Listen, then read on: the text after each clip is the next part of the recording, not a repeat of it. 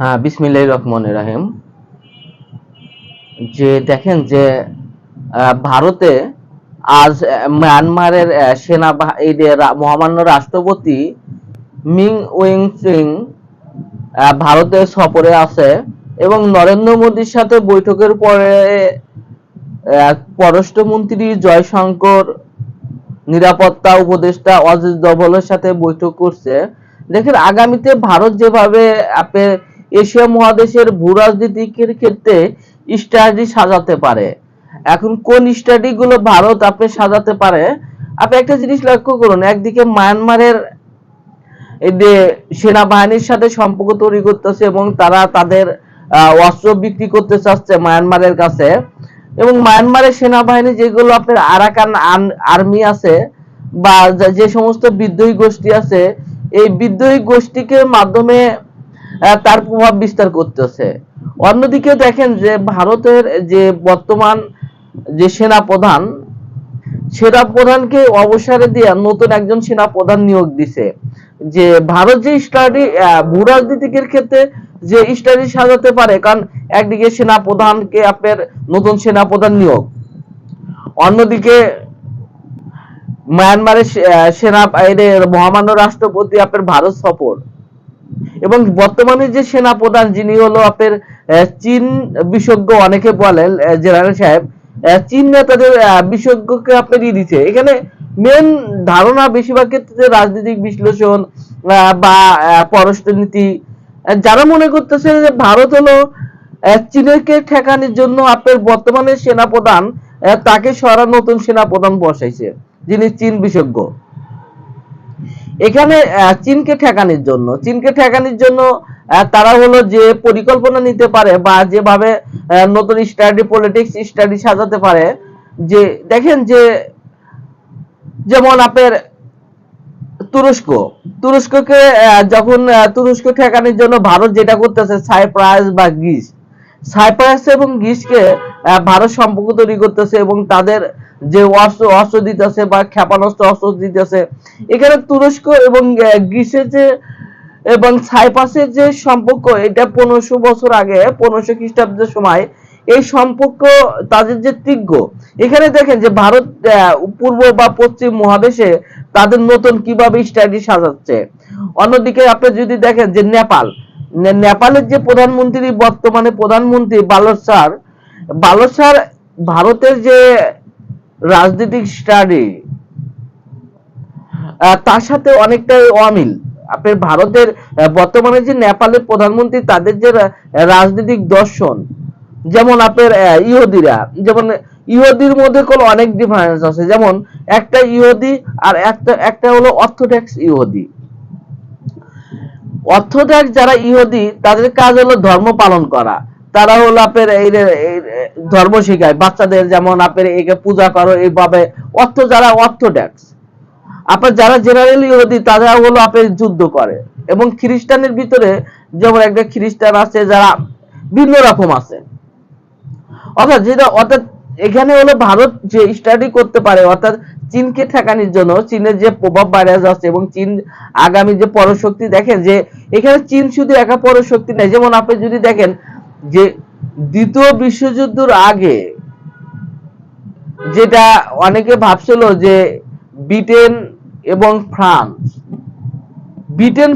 বা জার্মানি, তারাও হলো রাজনৈতিক যে সম্পর্ক যেখানে তীব্র হচ্ছে, সেখানে আমেরিকা লাস্ট সময়ে আমেরিকা এসে এই প্রভাব বিস্তার করে। আমেরিকা হলো পরশক্তি। আপনার প্রথম বিশ্বযুদ্ধে দেখেন যে ব্রিটেনের যে আপনার উৎপত্তি হলো কোথা থেকে, এবং ব্রিটেনের যে পরশক্তি বিশ্ব শাসন করছে, ব্রিটিশরা কিভাবে শাসন করলো।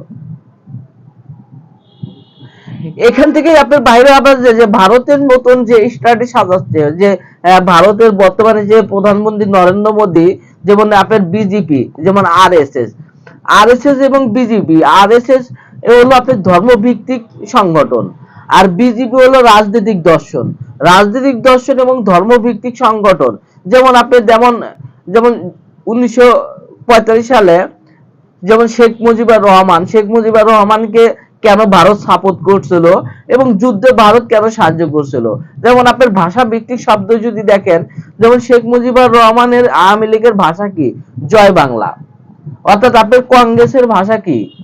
জয় বাংলা। বর্তমানে হলো আপনার যে বিজেপির, এই বিজেপির যে বাংলা ভাষা কি? অর্থাৎ জয় শ্রীরাম। আপনার ভাষা ভিত্তিক যদি কনভার্সন যদি দেখেন যে ইন্টারনেট ভাবে যে রাজনৈতিক দর্শনগুলো কোথা থেকে আসে, যেমন আপনি যদি দেখেন যে মালদ্বীপের প্রেসিডেন্ট মুইজু, মালদ্বীপের প্রেসিডেন্ট মুইজুকে ভারতের সাথে যে ভারতের দর্শন রাজনৈতিক দর্শনের সাথে মিলতেছে না। বর্তমানে যে মালদ্বীপের প্রেসিডেন্ট আছে প্রেসিডেন্ট মুইজু, মুইজু হলো আপনার দেখেন যে ভারতকে সাইড কেটে আপনার চীন, পাকিস্তান, আপনার মুসলিম দেশগুলো সাথে একটা সম্পর্ক তৈরি করছে, যেখানে ভারত হলো সবচেয়ে বেকায়দা পড়ছে। এখন মুইজুকে প্রেসিডেন্ট মুইজুকে উৎখাত করতে ভারত যে সামনে আনছে, ডিসিশন গুলো সামনে আনছে, এবং মুইজুকে উৎখাত করার জন্য তার দেশের আগেকার যে প্রধানমন্ত্রী ছিল বা মন্ত্রিসভা ছিল তাদেরকে কেবল হাইলাইট করতেছে। প্রেসিডেন্ট মুইজুকে আপনি উৎখাত করতে তাদেরকে সামনে আনতেছে ভারত। যে আপনি যদি দেখেন যে ভারত কোন নিউজ ছাপায়, কিছু মানুষ এবং যেমন আপনার কারা থাকে, একটা শয়তানি কার্যক্রম কারা থাকে দেখুন, অনেকে কোল দেখা যায় না যে কারা এই রাজনৈতিক দর্শন চালায়, যারা রাজনীতিক এই যে আপনার ডিপ স্টেট, যেমন আমেরিকার ডিপ স্টেট আছে, যেমন ভারতের র ডিপ স্টেট আছে, আপনার প্রত্যেকটা দেশের একটা ডিপ স্টেট আছে। এই ডিপ স্টেটদের কখনো দেখা যায় না, খুব কম দেখা যায়। অর্থাৎ আপনি ডিপ স্টেটরা সামনে খুব কম আসে, ডিপ স্টেটে সবসময় আড়ালে থাকে, কিন্তু তারাই এই রাজনীতিক মনোভাব পোষণ করে এবং কিভাবে আপনি কাকে সরা দিবে, কাকেই করবে, এই ডিসিশন গুলো বেশিরভাগ ক্ষেত্রে তারা নেয়। দেখেন যে ভারত যেভাবে আপনার মায়ানমারের সাথে বা আরাকান আর্মিকে যদি এখানে সাহায্য করে, সেক্ষেত্রে বাংলাদেশকেও একটা চাপে ফেলতে পারে। কারণ বাংলাদেশকে কেন চাপে ফেলতে পারে, দেখেন যে বর্তমানে বাংলাদেশের যে মাননীয় প্রধানমন্ত্রী তারেক রহমানের দিক নির্দেশনা এবং তার সাহসী নেতৃত্ব, তারেক রহমানের দেশপ্রেমের নেতৃত্ব, যেটা মধ্য এশিয়ার মধ্যে যে রাজনৈতিক মেরুকরণ তৈরি হয়েছে, যেখানে তারেক রহমানের বাংলাদেশের প্রধানমন্ত্রী তারেক রহমান এশিয়া মহাদেশের রাজনৈতিক একটা গুটি তৈরি করছে।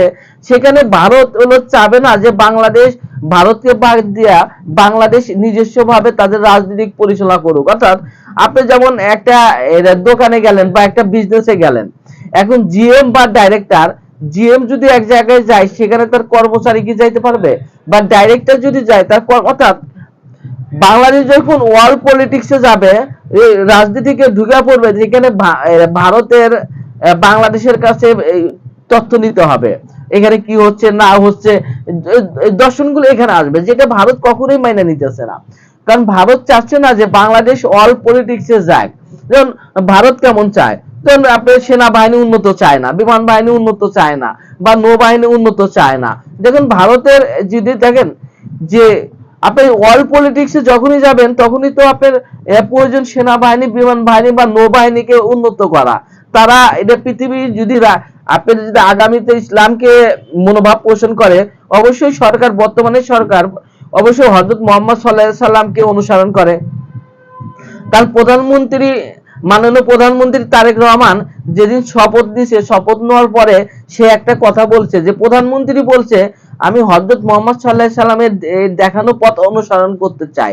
তাহলে হযরত মুহাম্মদ সাল্লাল্লাহু আলাইহি সাল্লামের যদি দেখানো পথ অনুসরণ করতে পায়, তাহলে পবিত্র ইসলামিক যে বাণী, ইসলামিক বাণী শুধু বাংলাদেশের মধ্যে ছড়িয়ে পড়বে না, আসাম, ত্রিপুরা, কলকাতা, মিজোরাম এই এলাকাগুলোতে বাংলাদেশের ইসলামী যে চিন্তা ভাবনা এইগুলো ছড়িয়ে পড়বে। এবং এর জন্য এবং সেনাবাহিনীকে, নৌবাহিনীকে, বিমান বাহিনীকে অবশ্যই তাদের যে উন্নত প্রশিক্ষণ এবং উন্নত অস্ত্র ব্যবস্থা তৈরি করতে হবে। কারণ মায়ানমারকে যদি আপনার মায়ানমার আবার এদের শত্রুতা করতে পারে, কারণ তারা তাদের লোক ঢুকা দিতে পারে, রোহিঙ্গাদের ঢুকা দিতে পারে, এখানে বাংলাদেশকে এইটা আপনার একটা চাপে ফেলানোর জন্য। মায়ানমারকে যদি চাপেকে এটা উপেক্ষা করা যায়, তাহলে অবশ্যই ভারত বাংলাদেশের কাছে সহজেই ধরা দিবে, অবশ্যই ভালো সম্পর্ক তৈরি করতে পারে। সবাই ভালো থাকুন, আসসালামু আলাইকুম।